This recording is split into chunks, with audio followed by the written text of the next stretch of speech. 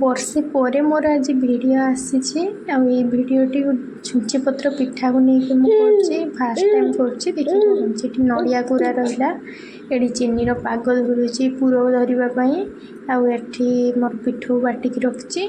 ଏଇଟା ହେଲା ଆମର ନଡ଼ିଆ ପୁର ଧରିଲି, ତାପରେ ଏଠି ପିଠଉରେ ଏମିତି ଯୁକ୍ତ ଚିହ୍ନ ଭଳି କରିଦେଇକି ତା ମଝିରେ ଆମେ ପୁର ଦେଇଦେବା। ପୁର ଦେଇକି ଆକୁ ଆମେ ଚାରିପଟରୁ ଚଉତି ଦେବା। ଚଉତି ଦେନେ ଆମର ପିଠା ତ ପ୍ରସ୍ତୁତ ହେଇଯିବ। ଯେତେ ପତଳା କରିବେ ସେତେ ଟେଷ୍ଟି ଲାଗିବ। ପୁରା ପତଳା ଦେଲେ ଗୋଟେ କନାରେ ଏମିତି କରିଦେବେ ଯୁକ୍ତ ଚିହ୍ନ ଭଳି, ତାପରେ ତାକୁ ଏମିତି ଚଉତି ଦେବେ।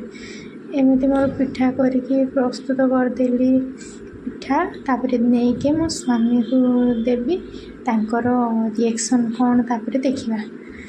ଚାଲନ୍ତୁ ଦେଖିବା ଆଉ ସ୍ୱାମୀ ଖାଇକି କ'ଣ କହୁଛନ୍ତି। ଚାଲ। ଏଇଠି ବାଲକୋନିରେ ସ୍ୱାମୀ ବସିଥିଲେ, ତାଙ୍କୁ ଦେଲି ପିଠା, ସେ ଖାଇକି ବହୁତ ଟେଷ୍ଟି ବୋଲି କହିଲେ। ତାପରେ ଆମେ ଏଠି ମା' ପୁଅ ଟିକେ ଗେଲ ହେଲୁ, ରହିଲୁ। ନମସ୍କାର।